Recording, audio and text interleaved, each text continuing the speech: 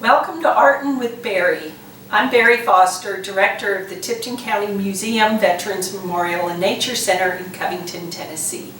And this is our third and final part of our series with artist-in-residence Richard Reed, exploring visual design. In this video, he covers focal points, helpful tricks, and he gives us a quiz at the end. Thank you for joining us. Keep on artin, and we'll see you at the Tipton County Museum. Thank you.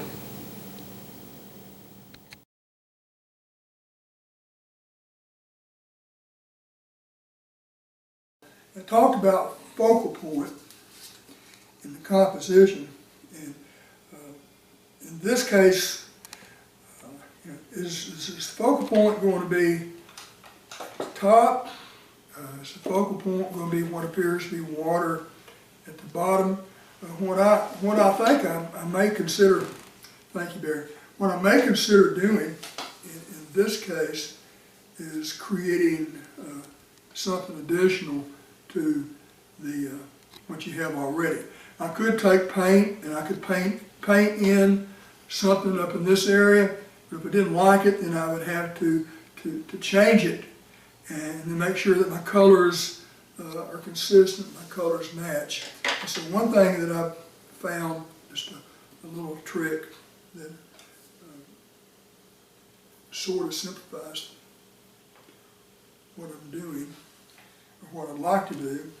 I'd like to put some buildings in the background, or what could be buildings. And so I've got some tape, and I just threw that tape in, and the larger of the two, I don't like it all. I just don't think it works. And so rather than having to repaint, cover over, take That's that. one of those little tricks, isn't it, Richard? That's a little trick. It is.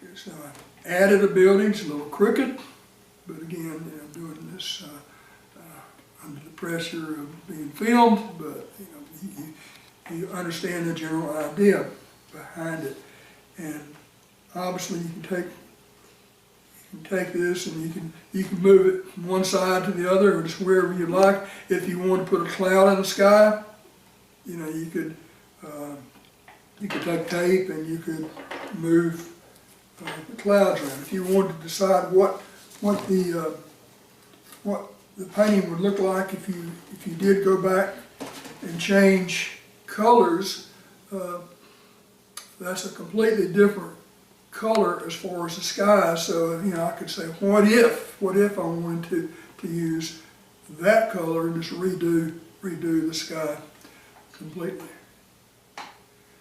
So just something that I had picked up, and working with tape is not probably the best way to do it.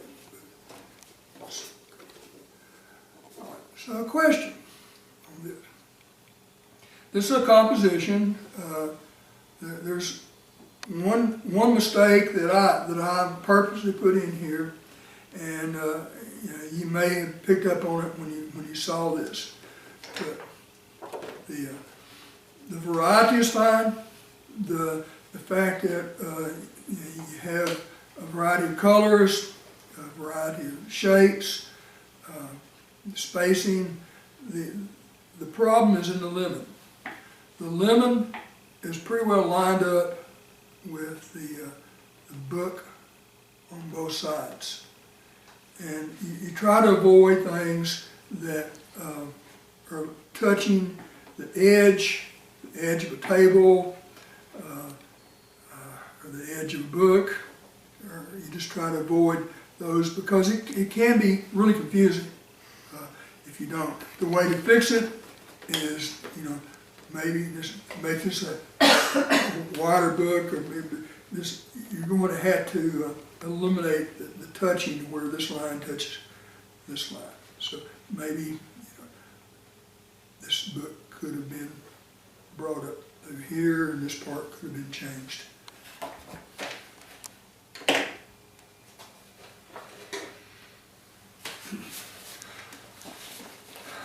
Final drawing to look at and to consider. And this is a sketch that I came up with. It has quite a few mistakes in it, and I'd like for you to look at it closely, see if you can pick up on some things that aren't quite right.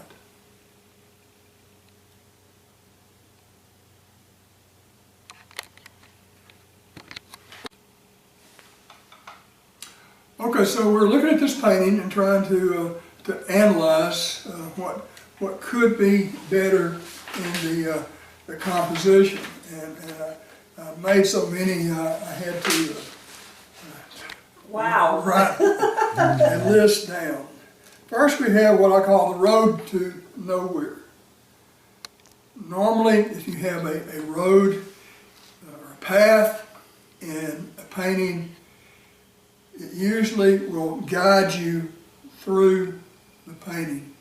A lot of times it will be like in an S curve, but not always. It could be just in a curve.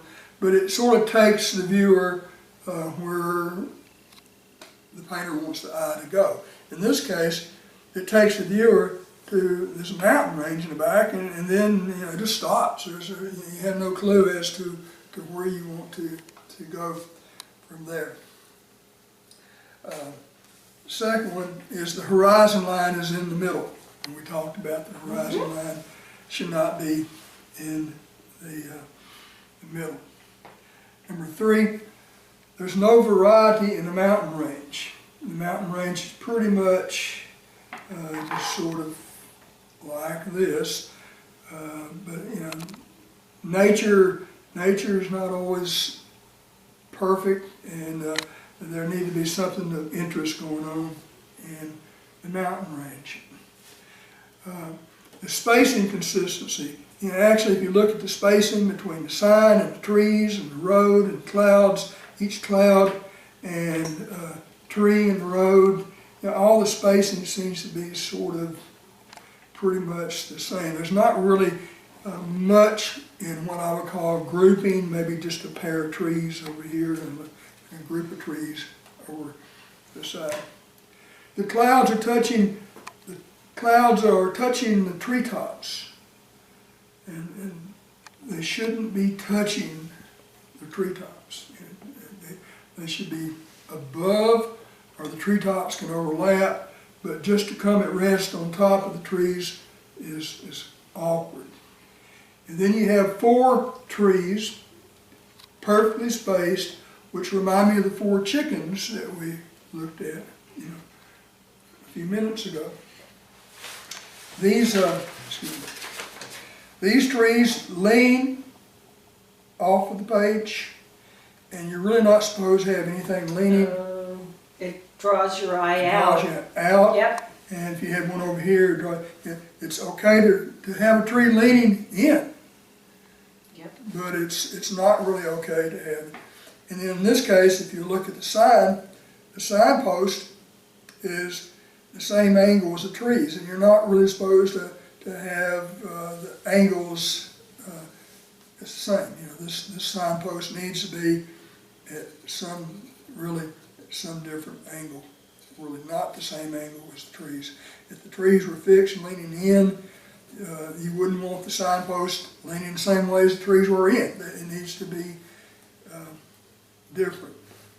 The clouds are all the same size. They all look alike. It's like a cutout pattern and just, cookie cutter clouds. That's not the way that nature is. You should never have something going off the page. This house is stuck down in the corner. It's going off the page. I can remember seeing, doing drawings when I was a kid, and I probably put a house to here, a house here. But you need to get your elements, your objects inside of the picture plane. The tree here, if you look at this tree and look at this limb, this limb comes directly in line with the roof line. That's not a good thing. The roof line stops directly at the horizon line. So you need to avoid those areas where something is kissing something else, touching something else, when there could be a space between it, when something is lined up at the same angle as an entirely different object. Is this a tree limb, or is this some part of the house and everything? Does the tree limb extend to the corners, and extend in the roof line? So there's a lot of things that we talked about today, and the whole point is that these mistakes are easy to fix. And there's a few of them we talked about, and there's some that we haven't covered. In the class that I'm going to be teaching, it's going to be a very simple subject. We're going to be doing fruit in the first class, and we're going to have to probably just remind not to space them out like the chickens were spaced out. And I'm looking forward to doing the fruit. We're going to be doing the fruit in the style of Cezanne is my intention. I'm looking forward to teaching that class. One of my favorite artists. Thank you, Richard. I'm so happy you were able to explain, give us examples of what you're going to be doing. I'm looking forward to seeing you all at the Tipton County Museum in Covington, and keep on arting. Thank you.